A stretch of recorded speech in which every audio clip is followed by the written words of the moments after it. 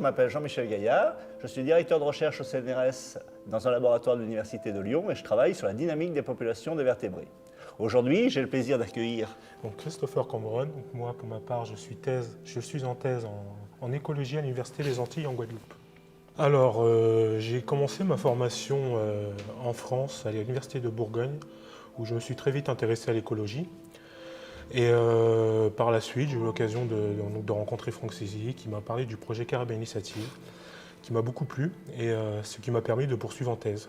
D'accord. Et peux-tu nous dire un petit peu les grandes questions que tu te poses dans ta thèse? Alors, j'ai d'abord parlé de mon master. Mon master a permis de mettre en place une méthode de détection de l'espèce.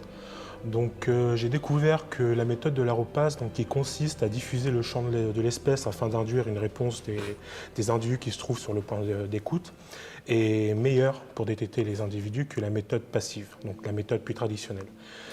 Et pour ma thèse, je vais continuer à faire cette comparaison des deux méthodes, auxquelles va s'ajouter une étude de la dynamique des populations à l'échelle de la Caraïbe.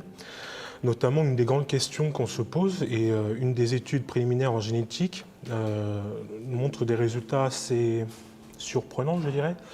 Donc, apparemment, nous ferons face à une seule et une grande population caribéenne. Donc, ce qui remet en cause la manière de gérer l'espèce du point de vue de sa conservation. D'accord. Donc ton travail a de fortes retombées pratiques. Oui, clairement, vu que c'est une espèce chassée, le but c'est à terme de donner des conseils aux chasseurs. Je tiens aussi à souligner que la Fédération des chasseurs de Guadeloupe soutient ma thèse et la finance. Ce qui montre que leur intérêt pour l'environnement. Voilà.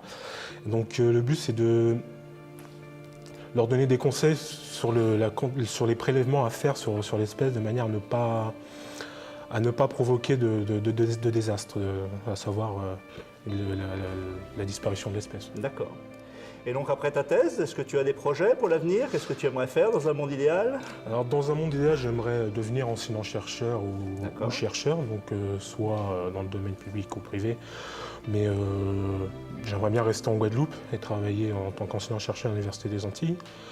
Mais avant cela, j'aimerais bien partir quelques années en postdoc, notamment aux États-Unis, pour pouvoir découvrir d'autres univers, à savoir qu'en fonction des pays, on a une autre manière en tout cas de gérer la science.